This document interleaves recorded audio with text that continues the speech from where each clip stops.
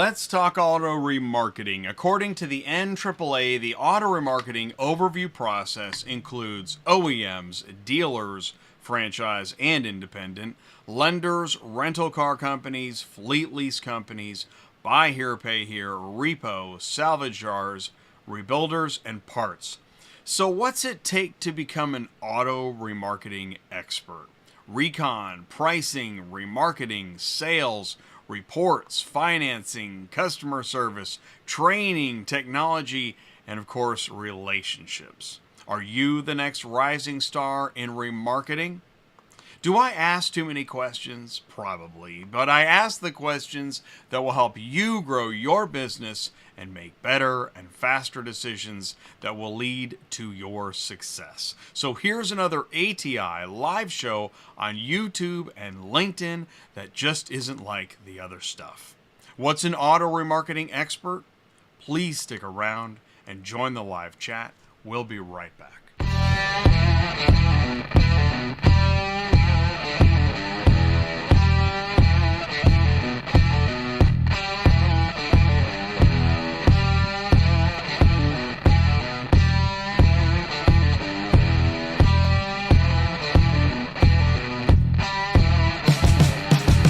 What's up, ecosystem? Welcome back to ATI Auto Business Tuesday Nights Live, where everyone learns more about the automotive industry. If this is your first time here, please do feel welcome. We've got another great show lined up for you. I want you to feel welcome. We got a great show tonight. I've got the news up here. VTA to liquidate old fleet vehicles.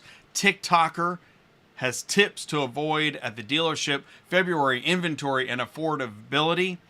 We'll get through the news quickly because we got Jamye Carpenter. She's a remarketing expert with us, and we're going to bring in the Rising Stars in Remarketing panel with Stephanie, Penny, Dave, and Ryan. So let's get to it. This is show 334 in a row on a Tuesday night. I'm moving quickly, but I'm trying to keep everything in line. Rising Stars in Remarketing. So what is this show? So we're going to do a panel next month, in about a month, at Car Conference, about 5 weeks from now. And I want to tell you who I've got on the panel, and you're going to meet the panel, and we're kind of going to do a live run-through right here on ATI. Jamye Carpenter, she's the owner of JRC Innovative Solutions. She's a remarketing expert. She's my co-host on this journey as we talk about the journeys of our participants. This is Stephanie Compton, VP of Asset Remarketing at Exeter Finance. This is Penny Wana. She's the president of Auction Academy. We've got Dave Blake, executive director at IAG, and Ryan Clark, president at ServNet Auction Groups. And these are our rising stars remarketing and the legends of their journeys. And you could be the next rising star in remarketing. So please do join us. If you can't make it to CAR, I implore you, check it out. Go to carconference.com. carconference.com. Use code ATI24. Save $100 on registration. We'd love to see you there. There really is a lot happening at Car Conference. It's all about remarketing. Know your ecosystem, know all of the parts and how they integrate and work together. Let's do some news here. Let's try this. All right, here we go. Thank you so much on YouTube and LinkedIn. Now, I normally don't do news like this, but I saw this like everywhere for a day. Arizona man just released from prison steals a truck hauling corvettes. So 10 brand new Chevy C8 Corvettes worth about $1.25 million. I know it's hard to read there. But yeah, that's a lot. So he just needed a ride home from prison. And I guess he was talking to the driver, made the driver feel comfortable, and then grabbed him and threw him from the cab. I don't get it. I don't know why. Seems like there's other ways to get home. And then there's already 3 videos about it on YouTube, which to me is like half the news. So don't go too big or you won't get home. All right. VTA prepares abandoned fleet for auction to recover taxpayer dollars after an NBC Bay Area investigation. This is pretty fascinating. Santa Clara Valley Transportation Authority started to take first steps to properly retire 95 paratransit cars and vans after a news report where the investigation revealed that they left the vehicles to depreciate for at least 4 years. Wow. Can you imagine? Right? Anybody know a remarketing expert? Okay. Yeah. In February, the agency started moving some cars to prepare for auction. The auction will be in April. Dozens of the deserted vehicles paid for by tax dollars been sitting in 2 lots since 2020. And, I'm assuming, given COVID, maybe could have sold those. Plus, catalytic converter thieves targeted some of the vehicles and costing taxpayers at least $10,000 more in security enhancements as well, and declined an interview. So, and there's a YouTube video of that, which, by the way, I read the article, I watched the YouTube video, prefer the YouTube video. Winner, YouTube. Still got the info. Now, here's an article about a TikToker named P-Money21. Usually means the car has an issue. Experts warn to stay away from cars at the dealership that have this tag. Okay, I'm interested. If you want to save some money on buying a new car by heading over to an auction, there's a dealership tag you probably want to stay away from. Could leave you with hefty repair bills and a financial albatross. According to auto TikToker P-Money21, who uploaded a viral clip from the interior of a BMW, he was at an auction. Cars having ignition issues. The problem doesn't seem to be the car's engine, transmission, fuel line, or anything under the hood. Instead, it appears to be... let's see here. By the way, you just got my attention. Yeah, we're going? We're okay? All right, we're good. All right. Just want to make sure the audio's okay. All right, cool. And it appears to be an electronic issue preventing the whip from recognizing its key fob. Now, this is an image of the tag in question. So the question is the tag an issue or is it not an issue?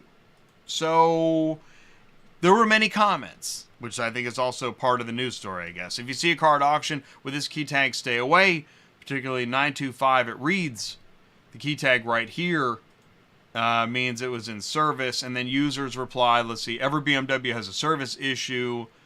It's not necessarily a death sentence. One person wrote LMAO. That's not always the case. You get those usually after a service.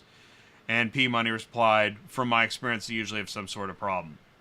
So again, when it comes to, so here we are. We're creating social media news live from news articles, reporting on social media and news. And I guess, once you get the news, check with somebody else to make sure that made sense. Maybe the live chat. Check with the live chat to make sure that made sense. That makes sense. Thus the live chat. Problem solved. Here we go. Wholesale used vehicle prices frozen in January. Average wholesale used vehicle values throughout January were identical to December after a year of volatility. According to Cox Automotive, average used vehicle prices at auction were identical in January to the last 4 weeks of 2023. And that's different. Wholesale used vehicle prices normally see a marginal drop in cost in the first month of the year as wholesale demand weakens after the holiday season. Pre-owned inventories were tightly constrained under the pressures of heavy pandemic-era demand, as everybody knows. And then boots on the ground. I like to see what people are saying and commenting and sharing. Driver's Seat Auto Sales says there were a lot of no sales at the auction. Let's just say I can see a ton of old auction stickers underneath current ones indicating it's been run the prior weeks. So that's notable. Also sensitive to auction fees, right? People are sensitive to auction fees, lest we never forget. And everybody wants to know what Car Dealership Guy has to say. The mega decline of vehicle affordability. Let's try to do a quick rundown. Average new car goes out for $49K. Used models $26. That's an increase of 31% on new, 40% on used. About 70% of consumers who finance a new car in Q2 are paying north of $1,000 a month. Ouch. Negative equity is rising. We knew there'd be a dip, which meant there'd be a rise. Okay, that was good, Jay. So what's behind the sudden disappearance of anything resembling a good deal? Low inventory, number one. And again, boots on the ground. I've got transporters saying, yeah, yards either have no inventory or inventory that is on hold for months for unknown reasons. It's getting worse. I'd have work for a week, then 2, and then 3, and then of nothing. So, yeah, loads available, simply just don't pay enough. That's the boots on the ground. Rising cost of insurance. Auto insurance premiums jumped 20% annually in December. Man.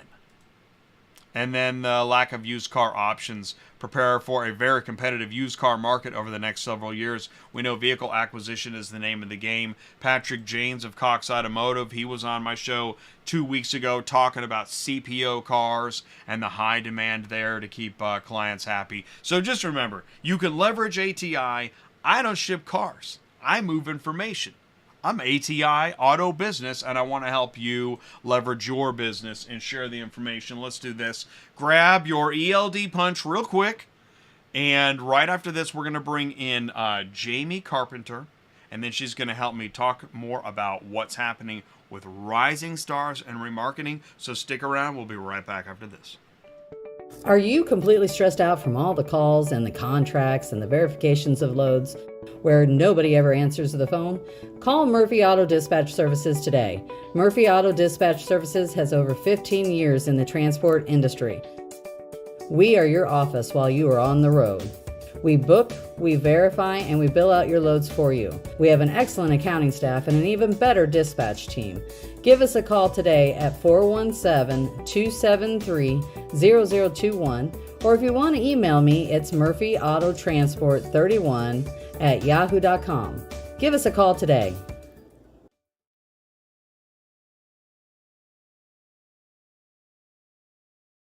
Transport Auto Quoter is by far the leading auto quoting software on the market, and the only auto quoter with a pro version that comes preset with accurate pricing for anywhere in the U.S., so you don't have to worry about it. The best part is that no change with your current software is needed. Just plug TAQ in and start booking jobs. Carriers can easily plug TAQ into their current websites and start making money right away. I bet you're wondering how we do this instantly and accurately 24/7. Well, constant analytics is the key. Our Price Watch team is constantly monitoring current market conditions, paying close attention to seasonal and quick-moving industry changes. At the end of the day, it takes a lot of time and data to maintain good pricing, time that most of us just don't have on a daily basis. So free yourself up. Using TAQ Pro is really a no-brainer. Save time and money, maximizing your leads and optimizing your online investments. You'll finally be able to sleep well at night knowing that TAQ is on the job selling for you 24/7. Never missing a potential job. Don't lose any more sleep worrying about missing leads. Get Transport Auto Quoter to quote the right price the first time, every time. Run your business with TAQ. Visit transportautoquoter.com. Links are in the live chat. Okay, here we go. Let's just jump right in. We have Jamye Carpenter, owner, JRC Innovative Solutions. Jamye, can you see me and hear me okay? I can see, I can hear all the things. I can see you, I can hear you, all the things. Okay, here's how I always like to start. Please say hello and tell us a little bit more about you. Hello, everyone. It's so great being here. The last time I was here, I was with AutoCheck. And so, well, no, I guess the last time I was with UVI. So we'll go with the AutoCheck first. So I had an amazing and long career with AutoCheck, Red Mountain Technologies, the majority of my career. And I helped build and create the vehicle history product that most of the remarketing industry uses today. We did sell that product to Experian Automotive, and I was able to stay on board and provide our data and different products to our wholesale auto auctions, our salvage auctions, public auctions, everything auction, and then insurance as well. And so with that, I was blessed over 20 years in the industry, where I got to meet lots of amazing people. And I have loved every bit of that career. But last year, I was provided with an opportunity to go work with UVI, and I took that opportunity to help them kind of make entrance into the wholesale market as well. And in December, they decided that the wholesale industry wasn't really where they wanted to have their focus, so they kind of shifted that to have a larger focus on dealers and body shops. So that kind of left me to say, what's next? And I started getting phone calls. I didn't really tell a lot of people because I was just trying to figure out what was next. And they were like, oh my gosh, you're available. I wish I had known. I would love for you to come join the team. And so I said, well, do I really want to go work for just one of these amazing people when I could have an opportunity to work with as many as I want? And so that's how I created JRC Innovative Solutions. And I'm actually with Pre-Owned Auto Logistics right now. I'm in their office. I'm visiting with them this week. They were my first client. And so it's been awesome. It's been a fun ride. I think, Jay, you kind of coined me as a super connector, and a lot of people in the industry. You are. A lot of people in the industry, we have leveraged my relationships for different things, whether that's being on the ATI live show or, different partnerships that have happened over the years. So I continue to do that, love people, love what I do, love this industry. And here I am getting to help you with an amazing panel of rising stars. I so appreciate that help. Shout out Pre-Owned Auto Logistics. And I liked the timeline that you shared. You have done a lot. You know a lot of people. And in fact, so what I'm going to do, I think here's a way, because I said, this is a live rehearsal for our car conference panel discussion. I mean, we don't really, this isn't all timed out how we're going to do this. So what I tried to do was foresee how this might play. I started the show at 7:00, brought you in right after 7:10, and I thought 7:20 will bring in the panel. So I think we're going to hit that mark. That's really the way it works so far, in show good. business, is you try to hit your marks. So that's what we're going to do. And then we'll say hello. We'll get some. So the thing is, at car conference, people will know. That's the one difference. At car conference, people will know each other a lot more. But since this is ATI, and I'm really trying to create a look at what is auto remarketing, right? But also by, I think, telling the stories. And that's really, you helped that come to light. What are the stories of the folks that got where they are? And, and Dave said, well, maybe we're more like, what did he say, flickering stars? But you can't be, to be where you are, you had to be a rising star at one point. So the star is still rising as far as I'm concerned, right? Right. If you think about it, Dave jokes about flickering, but he is still rising, right? He just got the executive director position of IAG.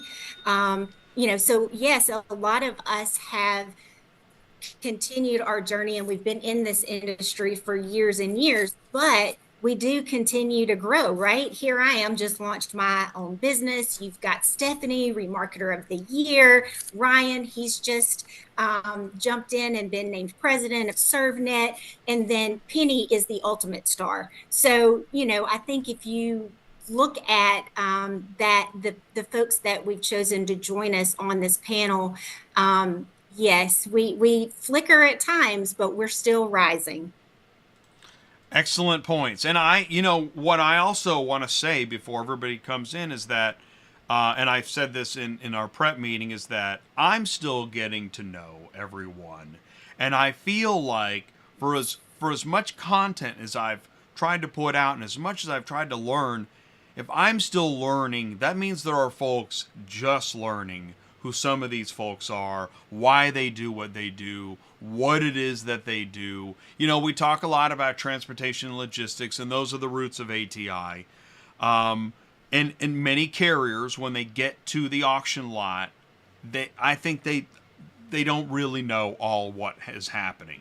And it's not just the auction, it's in the remarketing process, which we're also going to talk about tonight. So without further ado, let's do this. We're going to do a quick word from our sponsors.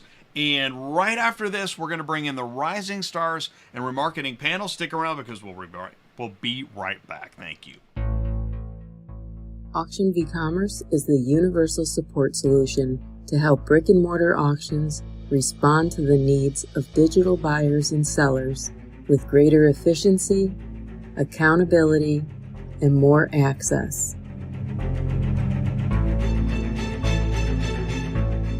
AuctionVCommerce is a bridge between the dealers of the past and the auction of the future.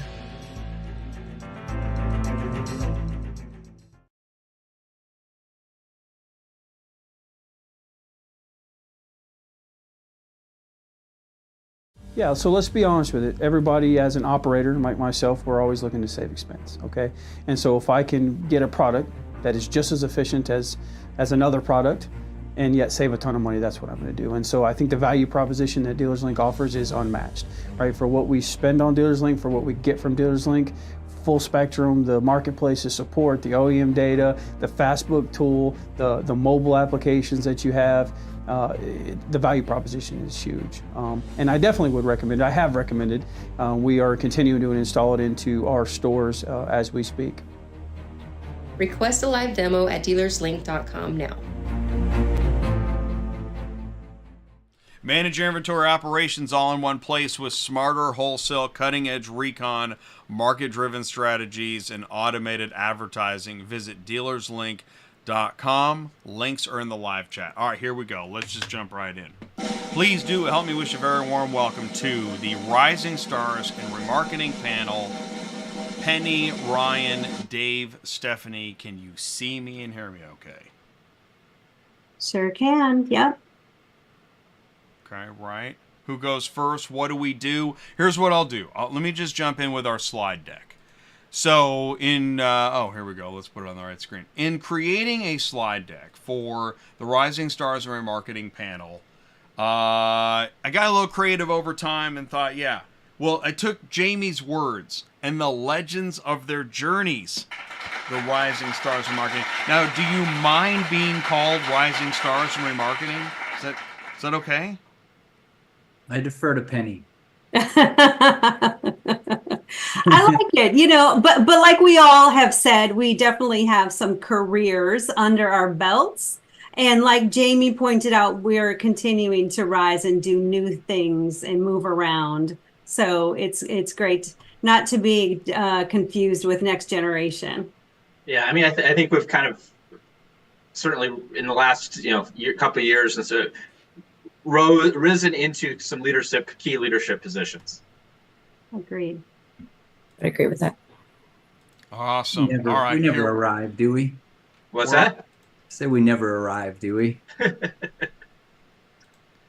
Right? It's never full. It's not over till it's over. Right? In fact, it's nice to be called a rising star rather than a flickering star. Dave. Okay. All right. So, let me bring up this slide deck and we'll keep going here. So what we did is we started with some introductions. I'm Jay, founder of ATI Auto Business. We have Jamie, president, JRC Innovative Solutions. She said her life cycle and journey so far. So for the ATI audience, what is auto remarketing? Remarketing typically refers to the process of selling or reselling used vehicles. By the way, we asked ChatGPT, why not? Auto remarketing involves various activities aimed at maximizing the value of used vehicles, including refurbishing, reconditioning, and marketing these vehicles to potential buyers. Penny Wana, president, Auction Academy. We put some information on the slides together, but we wanted to jump right in. This is an interesting slide. Who wants to take it away? What are we looking at here?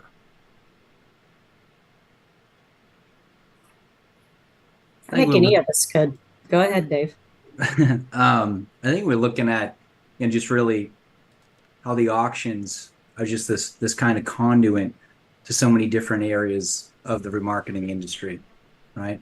And it's like, I mean, I don't know about all of you, but before I had even found out what an auto auction was, I didn't really know it existed in that community. It's like it's the secret world, the secret sauce of a very important piece of a vehicle's life cycle. And I think a lot of vehicles make it to auction in their lifetime, if not half a dozen or more times. So it's a conduit of relationship and transfer of ownership, critical piece of the life cycle of an automobile.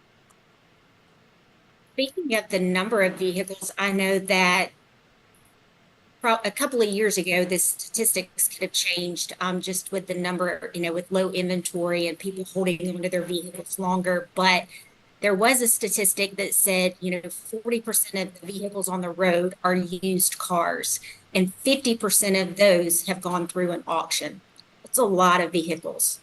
So, conduit, I think, is a great word. I know Jay asked me earlier, how do you define this overview process? And at first I was like, oh my gosh, I'm not sure how I would, but yeah, I think it's a process where every aspect of the business touches the vehicle as it gets ready for sale, right?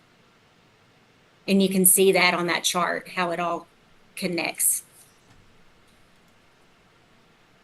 I'd love to hear from everybody individually. Who else wants to talk about this process? I mean, this process, is this your world? Yeah, I mean, I think if you had, like, similar to what Dave was saying, if you're not in the industry, you kind of don't know the industry even exists.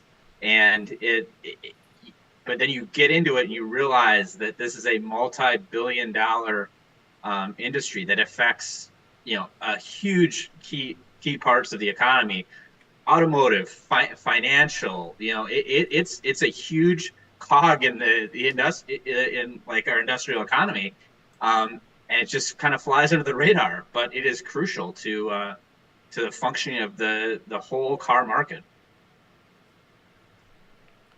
And I think to Ryan's point, every one of us, even though all of us have a different perspective or have a different role within the auto remarketing space, it takes all of us for that whole cycle to come through, right? So if you're someone that either owns or runs an auction, you need those vehicles. So whether it's a dealer or whether it's someone like myself from, a financial institution or rental companies, fleet companies, someone needs an outlet to sell or buy, a vehicle. And so, the fascinating part is, the auction is kind of the core, and then you have all of these spokes that come around, and every single one of us come from or touch, one of those spokes, but still all come together with the thing in the middle.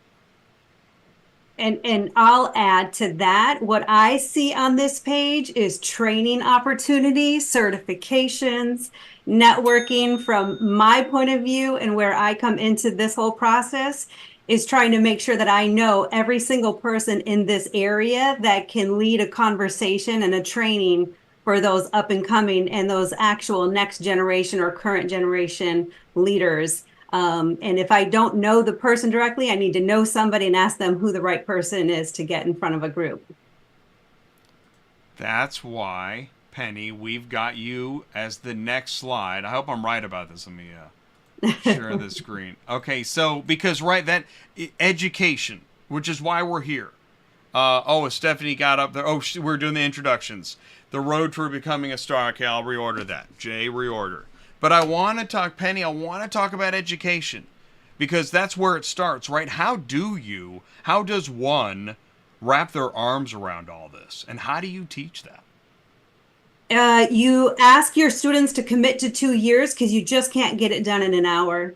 So all of our students for Auction Academy, we're a continuing career training program for the auto auction and remarketing professional. You either have to be a current leader or on a leadership path. And we ask them to commit 2 years of their career to us We travel around the country. We have 8 in-person sessions. And in between that, we do 9 virtual classrooms. And so we really do try to take every angle, every aspect, every viewpoint of the industry and get the best of the industry in front of these students that have committed their time. That is what our program is all about, almost under the same thought process of an independent auto auction, family working for family, servicing other family businesses. Auction Academy is, our faculty is the industry. Our industry are the ones training up and coming industry leaders with all kinds of expertise that they're bringing to the forefront. I have faculty and or industry people that are coming in and training what they have created for themselves over a 5, 10, 15, 20-year career and have become an expert in their field, their industry, their subject matter. Over that time, the wins, the losses, whatever, they come in and they present to a group of up and coming leaders for 30, 45 minutes or an hour. They just give all that valuable information away for free. But that's our industry. Everybody loves everybody. It's a people, family, friendly, focused industry, which is one of the things, back to what everybody else was saying. I had no idea what this industry was until I fell right smack into the middle of it.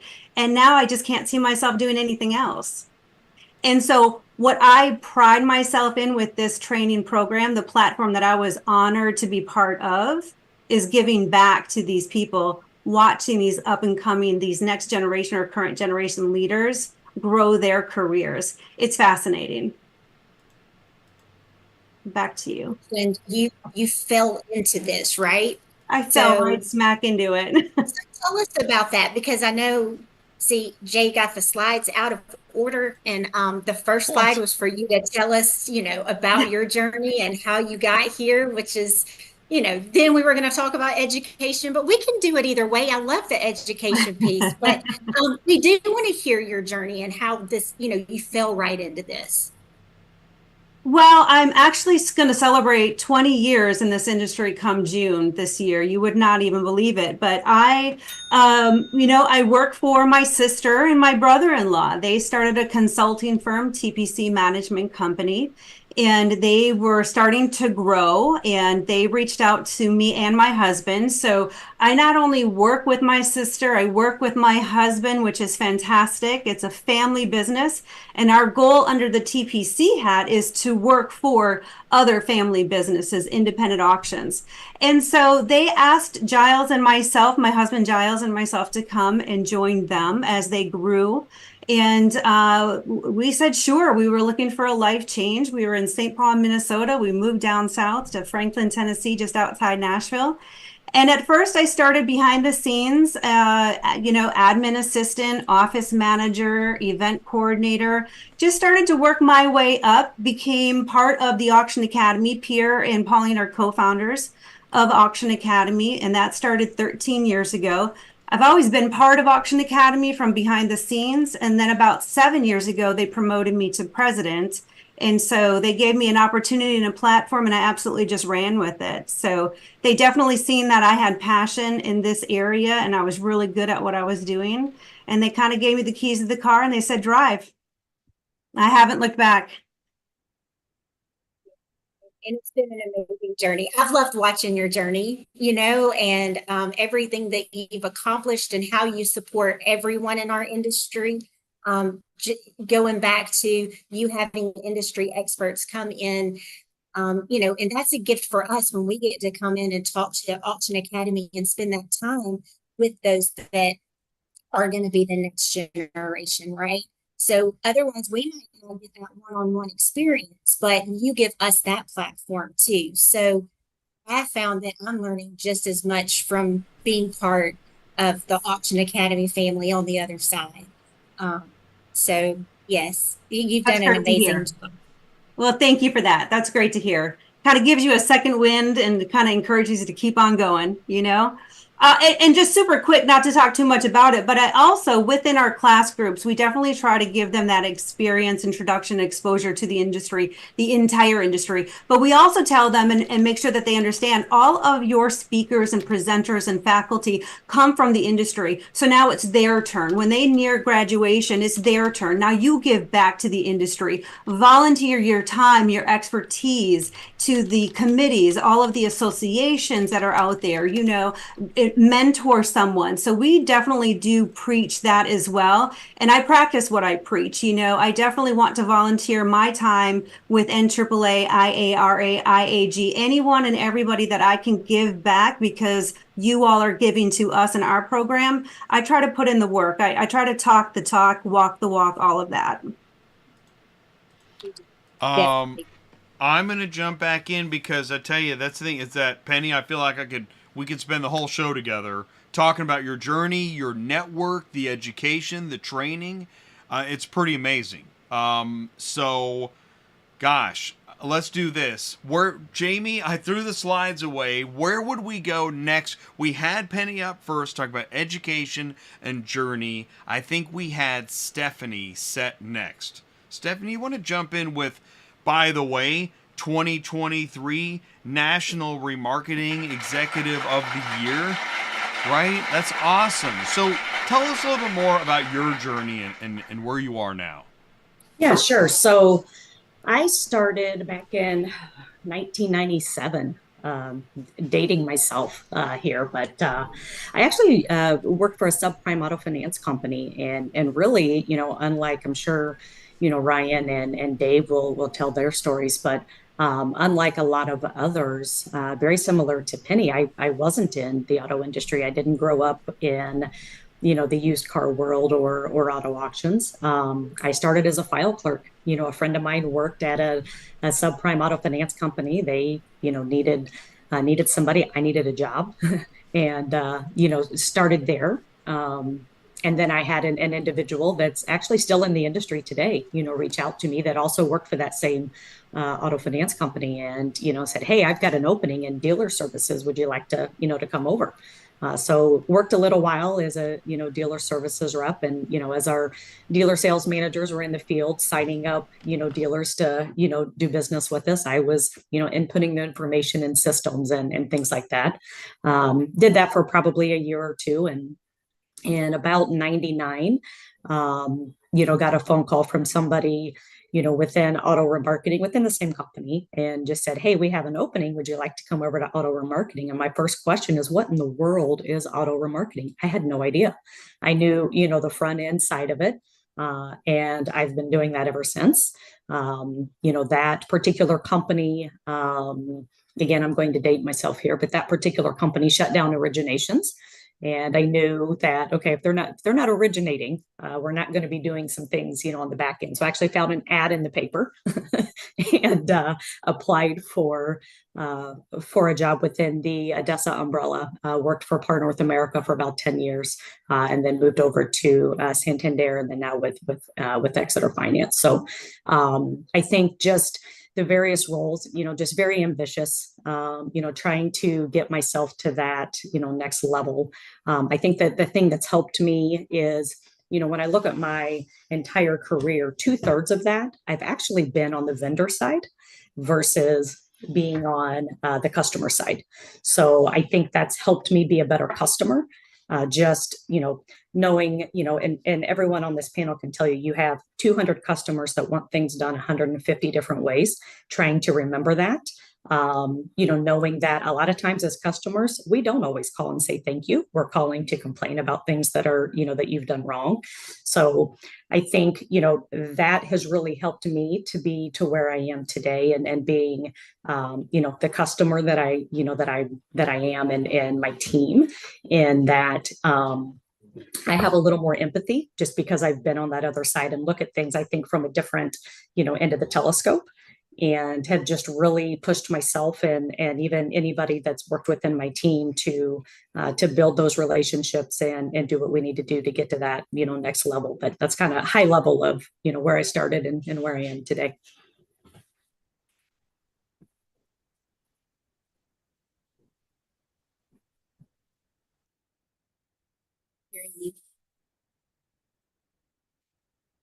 You hear Jay? Thank you. Muted, Jay. I did all that muted. Yeah, yeah. Here we go. ATI Auto Business, take two. So what I was saying was, Joe Miller wrote an article where he was talking about, you saw this in Vehicle Remarketing, where he was talking about what people say and what they hear and the miscommunications therein. And what you said about being on the vendor side versus the customer side, I can imagine maybe that's part of the richness of your experience in your dealings, I'm supposing. And I also want to ask you, since you're here now, what's it like to be awarded the 2023 National Remarketer of the Year Award? What is that like? Oh, I tell you, it's not something that, that I expected, to be, completely honest. I'm very grateful and appreciative of it. But I think the thing for me is, really just knowing that you've had some form of an impact on, your peers, whether it's auctions, whether it's other, remarketers, and that they felt worthy enough to give you that award. To me, that really heartfelt, that's the reward of being recognized, is knowing that you made some type of an impact on somebody that they felt like you were important enough to be recognized for it. And I think that's what I've taken away from it. And that's the best part of it for me, is just knowing that it didn't go unnoticed, but just knowing that I had some type of an impact on others within the industry. It's amazing. Really, it is. Thank you for sharing that. What we're going to do now is we're going to move on to Dave, Executive Director of IAG. Dave, you and I don't know each other personally very well, so I'm getting to know you through this process. Please, will you tell us a little bit more about what you do, your role, and your journey? Absolutely. As I'm sitting here listening to everybody, it's so fortunate to have been surrounded by great people. And I think that's, for me, just kind of where this all started. I just started back in October as the executive director of the independent auction group. If we look at the auction industry, there used to be, kind of three legs to it, but that's kind of changed a little bit, going through a time of transition. And the reference to three of those legs, which now it's three, for a while it was two, was kind of like called the chains, right? Like the chain auctions. And then the independents were everybody else, right? Independently operated, independently owned, family businesses, not necessarily a single rooftop, but I guess less of a corporate feel, organized type of company, right? Generationally turns over. Independents are just from a character standpoint and a characteristic standpoint, just a tremendous amount of tenacity and passion, and build relationships and just kind of get in there and get it done. And to me, it's the heartbeat of a lot of what we experience, and what that slide is what the independents bring to the auction industry. For me, I was introduced to it. It was funny, Stephanie, you're talking about an ad in the newspaper. I saw an ad in the newspaper. I didn't realize that. It was the last time. I was 21 years old. So what's that? Over 30 years ago? Yeah, over 30 years ago. And last time I answered an ad in the paper. And at the time, I was a 21-year-old kid, and I was working several different jobs. I was a maintenance guy at a department store, like a high-end like Marshall's kind of brand store, right? We sell this stuff, sells at discount. And I was landscape, and I was doing a bunch of different things to make a paycheck. And I saw this ad in the paper for an auto auction. They were looking for a janitor, and the pay at the time was $1 or $2 more an hour. It was, I don't know, $6.75 or $7 an hour or so. And it was time to get a little bit serious in life. And I went down there, and it was for an auto auction. They hadn't opened yet, and that was in 1994. And I was the second employee. There was one other employee that didn't last very long, so I usually say the second employee, but on paper is the third. And I started before the auction actually was even operating. It started operations 2 or 3 months later on, but everything was new. And fortunately for me, even back in school, I've kind of been a person that can build relationships and a hard worker and trustworthy and just put in a honest day's work. And the owner of that auction took a liking to me, Bill DeLuca. That was at Auto Auction New England in Londonderry, New Hampshire. And I was told early in my career, as I learned these different jobs within the auction industry, from detail and lot and arbitration and service and transportation, that I was on a path to a GM position at 30. And when I'm a 20-something-year-old kid, I'm thinking that's a lifetime away, and there's no way that somebody that's me, like that's who I can be, or an opportunity that was provided. But fortunately, I was surrounded by good people. It's been the story of my whole life, just surrounded by good people. So 30 years old, the opportunity comes, and young whippersnapper, and I have to learn how to check my ego and learn how to be a better leader. And I'm running this organization with great support. And right around that same time, I got involved with the National Auto Auction Association, serving in different roles. I learned by coming into a room and putting my hand up and asking a question. And next thing you know, someone's putting you in a position to serve on a board, right? With no idea, just kind of faking it till you make it. And again, connected with good people. And I served and got involved and asked questions and tried to contribute wherever there was an opportunity. And I met a lot of great people. One family that I met, or one individual I met, was Bob McConkey, who and I'm calling you from their auction in Seattle right now, or on this call in Seattle. And they have a group in the Pacific Northwest. He's had auctions in different places, different independents, mostly on the west side of the country.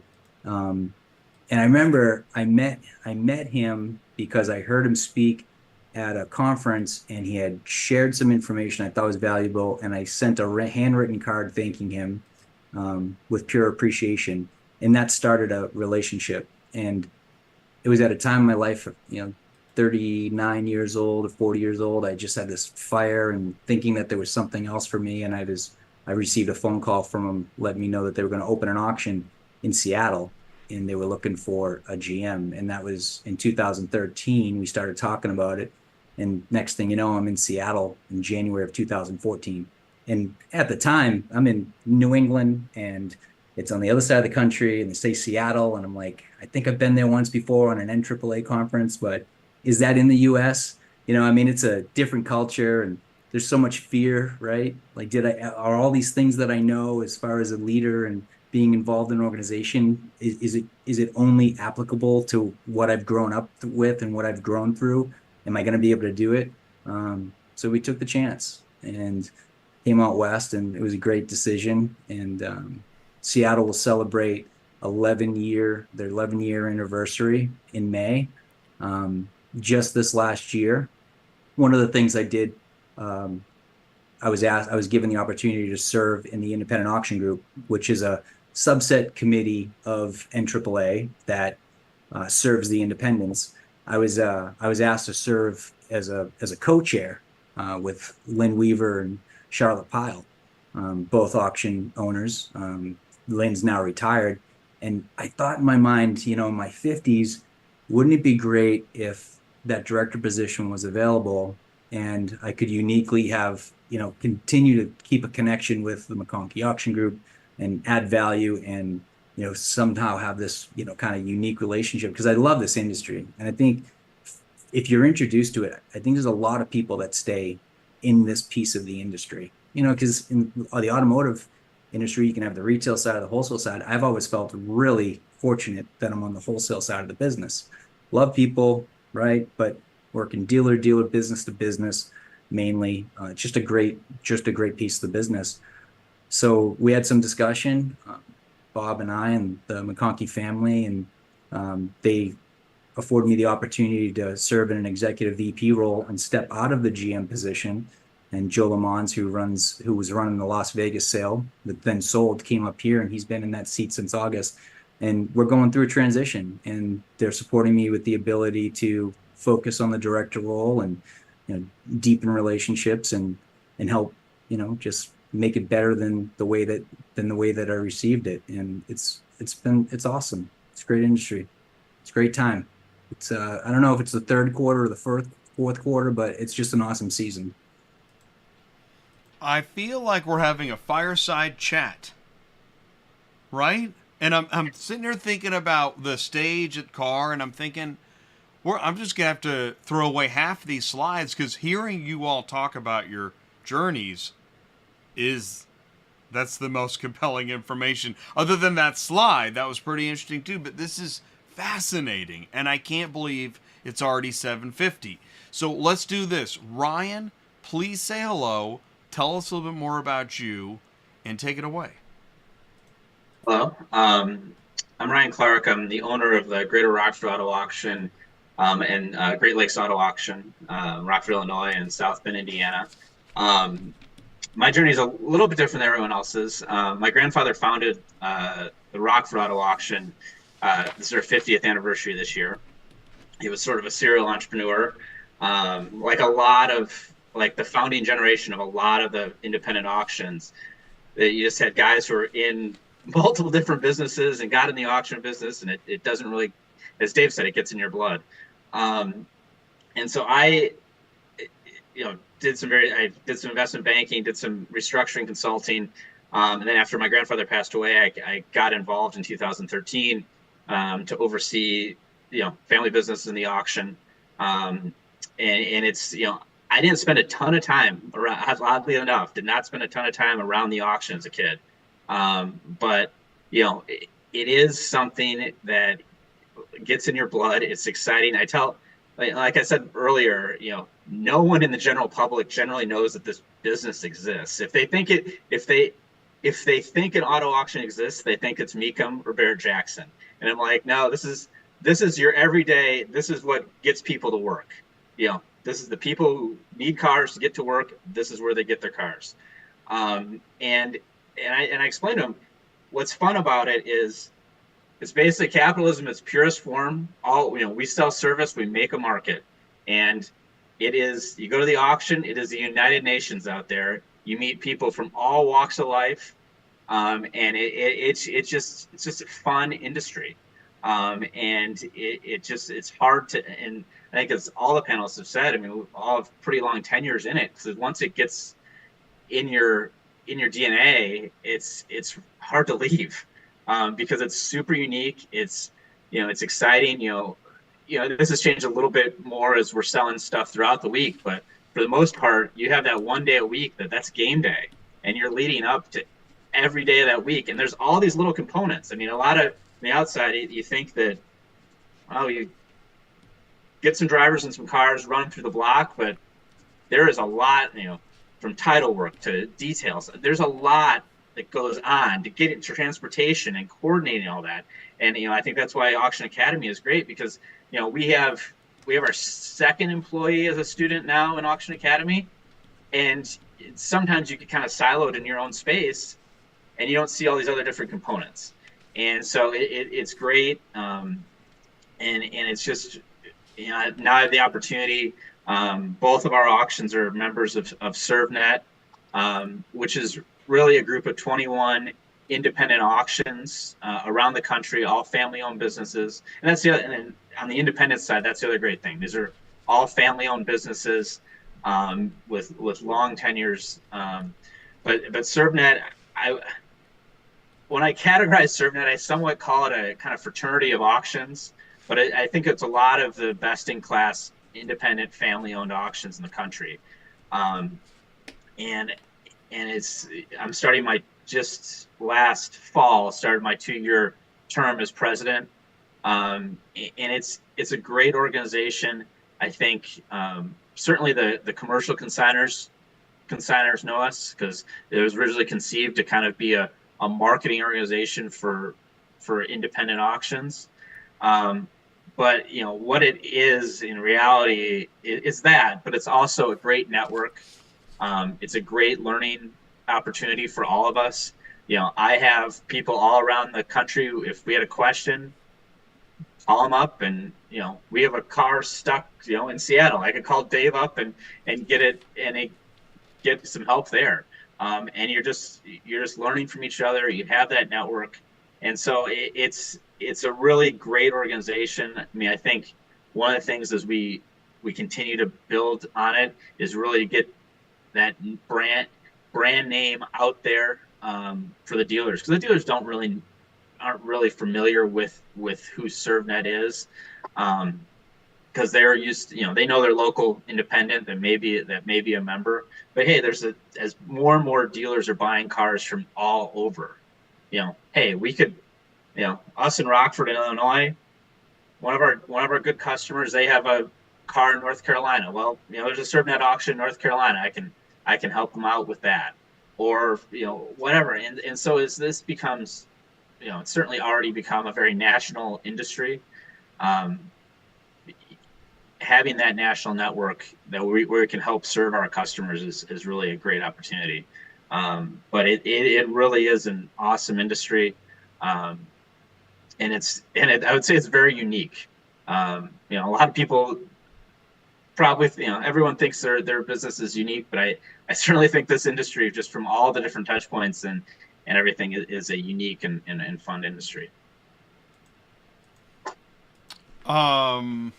I wrote down several things. I've been taking notes like crazy here at Net. Is that one? Yes, when you say what is ServNet? Like outside of the industry, I would love to find a way to help elaborate on that. That's one of the things that I try to do with content. Here we're getting to know individuals, which helps. One of the things I'm wondering is, if someone is watching this live or on demand, they're thinking about their own journey, I'm assuming, and then they're wondering, how can I get to know better folks in the industry through learning more about your personal journeys, about seeing the overview process? And then I want to kick it to Jamye and see what she has to say about that. I mean, I think in terms of getting to know the, take it away, please. Getting to know the industry. I mean, I think just reach out. I mean, if you have a contact point in the industry, reach out, ask for questions. I mean, we all know the hiring environment right now. So if someone's showing interest, we'll talk to you. And I think that, as some of the stories here, and I know numerous stories that the opportunity to grow within the industry is immense. Our GM in Rockford started out detailing cars in high school. And I know some other GMs that started as block clerks. I mean, you work hard, and there's a lot of opportunity in the industry. So if you have a touch point or a contact, I think reach out, and there's a lot of opportunity. Yeah, I'm going to kick that over to Penny. Penny, opportunities in the marketplace. What are you seeing? How would you sum that up? Oh, I mean, I don't even know how you can sum that up. There is nothing but space and opportunity. I don't know really how to get people in off the street, because we are such a hidden niche, a gem type of an industry. But if you know somebody like Ryan and Dave are saying, and you kind of come into that, you can start at what some might consider the bottom and work your way up. There is nothing but opportunity. And everyone that I work with auction wise, they want to hire from within. They have groomed you and raised you, and you have come up in the ranks. You have shoveled or wiped off cars in the winter. You have done everything. Now everybody gets a turn at leadership if they want it.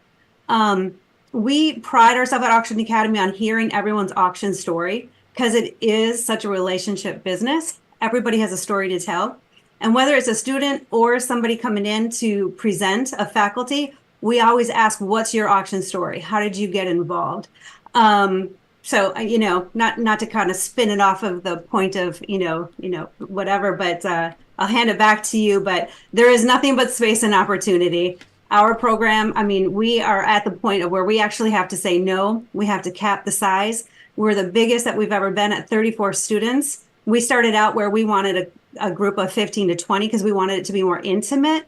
So we have to stop it because there's nothing but opportunity. Not only the students that are interested in joining the program, but their auction owners or bosses at the companies that want to put them through a program. They want to get them that industry experience and that exposure. They encourage and want their employees to get out of their auction lanes and into others. So it's all around us. It's all around us. I don't know how to summarize it. I don't know if it's possible.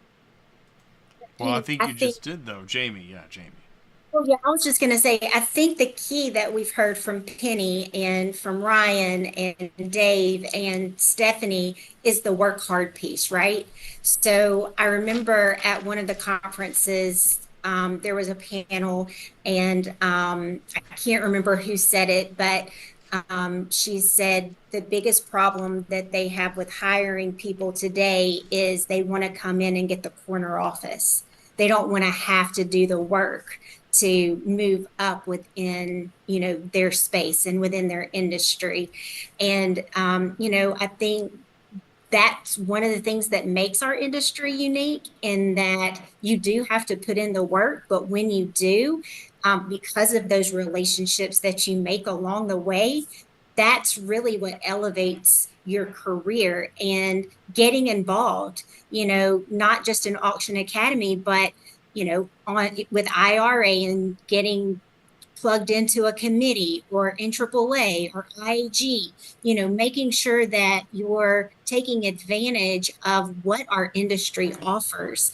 And I think a lot of people, they're scared maybe to take that leap and to put themselves out there. But I think that's one of the things that makes all of our journeys similar, is that we're all involved in the industry on committees and, trying to give back as much as we've received from our journeys. It's well said, Jamie. I know we're after the 8 o'clock time spot. I want to say this, is that I learned a lot about our panel next month, and I got to go back and look at these slides. I think I need a lot less slides, and I need to reorder some things, and then probably have another meeting with Jamie to figure out how the best to do this, because the content that happened here tonight is stellar, and telling your journeys is most, I think, of the way to get.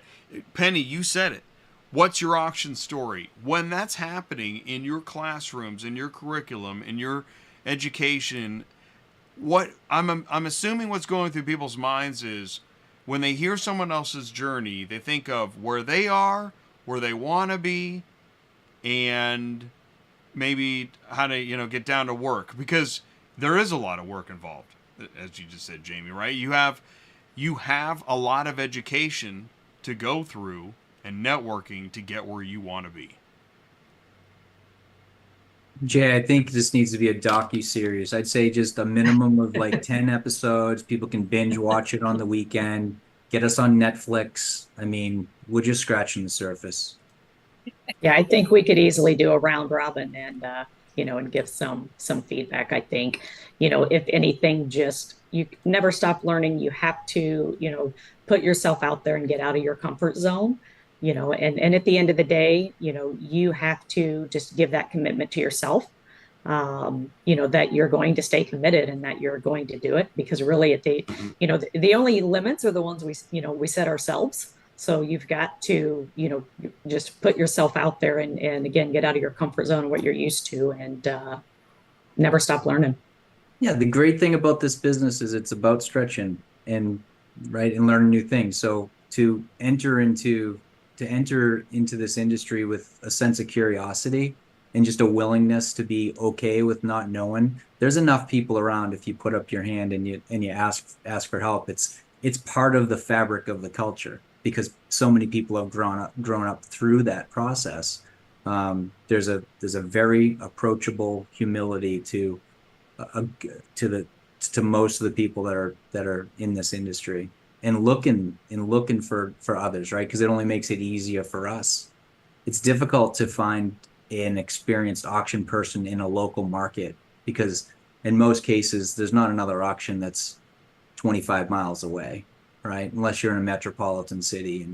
And, but in a lot of cases, it's people don't know what it is.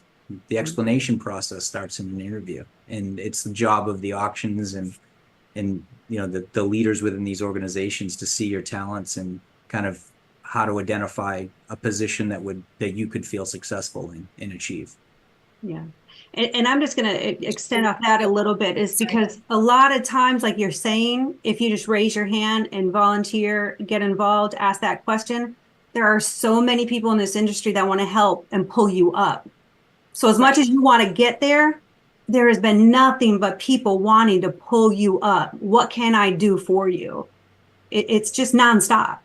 Yeah, you don't have it's not a cutthroat environment where someone's afraid of somebody else. I was going to say the same thing. Yeah, it's really not. What other industry is there where we all compete with each other? We're fighting for, we want to be the preferred service. We want to be the preferred provider. We want to be the preferred auction. We're all, fighting for that preferred spot, but we're all helping each other at the same time. I mean, it is the craziest thing I've ever experienced, where everybody really, you're competing, but you're supporting each other.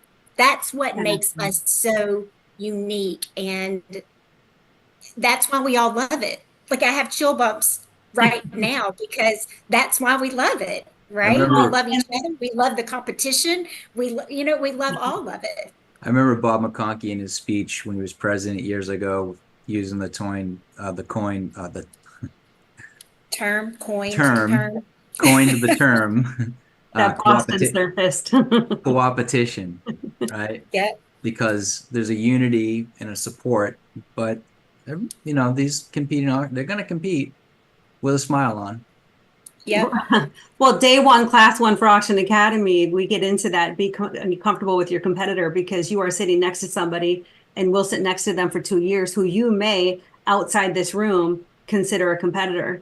And we go straight over to Mannheim, Nashville, that very first session, and Sam Chapel, now no longer there, retired, but his presentation was get comfortable with your competition, because they're sitting next to you, and they will for 2 years, and you're on this journey together to be better, not only for yourselves, but your auction or your companies and this industry.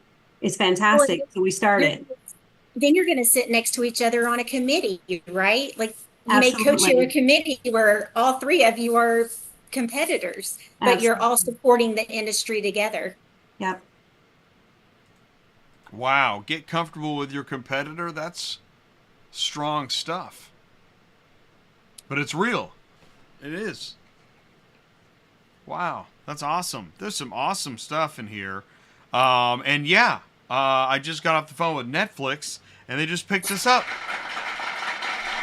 Okay. Yay! Right.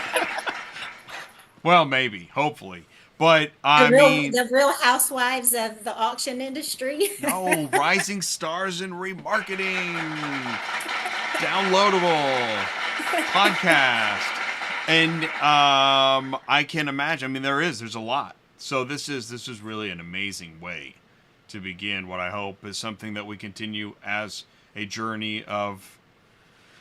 I mean, Penny, you've got What's Your Auction Story? That is amazing. Anybody recording that?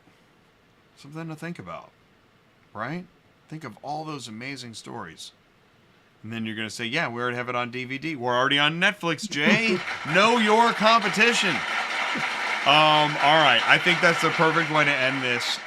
Penny, I want to thank you. Stephanie, thank you. Dave, thank you. Ryan, thank you. And Jamie, thank you so much for helping put this amazing group together.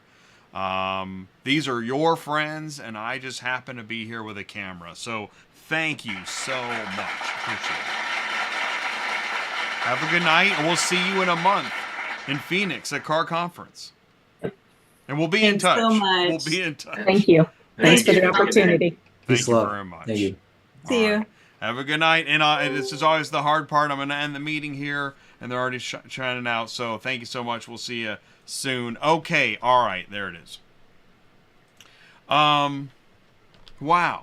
You know, that after I do panel discussions, where my camera one,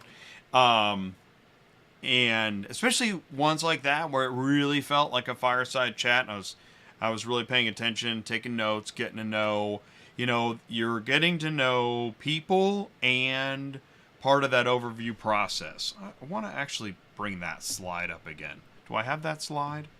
I'm just gonna take a look at there's the ELD punch. The overview of the auto remarketing overview process.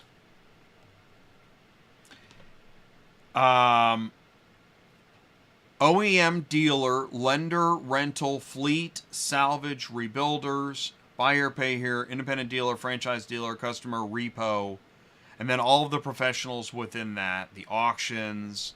And that was really interesting what Dave said about it was really the three-legged stool, the two chains, and then all the other independents.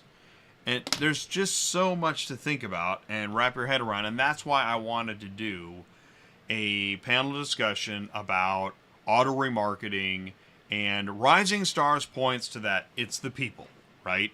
The people that work within the process that you get to know, network with, work with, hire, work for, to have the teams, educate. That's right. That's the important part.